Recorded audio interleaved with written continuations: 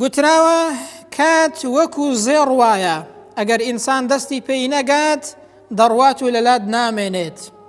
ئیبن القەییمیش جوانی فەرمووە دەفەرمێت ئەو کەسەی کە عومر و ژیانی بەزایە بڕوات، کاتی بڕوات سوودی لێ نەبینێت، لێی بەهرەمەند نەبێت، ئەوە لە مردن زۆر گەورەترە.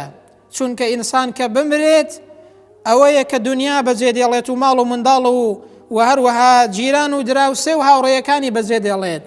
بەڵام ئینسان کە تەمەن و عمری ڕۆیشت و ئیستیفادەی لێ نەکرد، ئەو کاتەی خەسارەتمەندی دنیا و قیامەت دەبێت.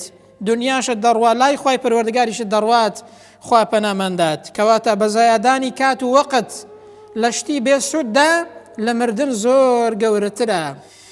دکتۆر یوسف قەرزاوی قسەیەکی زۆر جوان دەکات، دەڵێت عمر و تەمەنی ئینسان بە ساڵ و مانگ و ڕۆژ نییە. عمر و ژیانی حەقیقی ئینسان بریتیە لەو ڕەسیدەی کە ئینسان لە لای خوای پەروەردگار هەیەتی، بریتیە لەو مەکانەتەی کە ئینسان لە لای خوای پەروەردگار بەدەستی دێنێت. بەهۆی چیەوە؟ بەهۆی کار و کردەوەی باشەوە و بەهۆی کردەوەی خەیر و چاکە، بەهۆی ئەعمالی ساڵح. ڕەسیدی ئینسان بەوەیە ئایا ئینسان لە لای خوای پەروەردگار مەکانەتی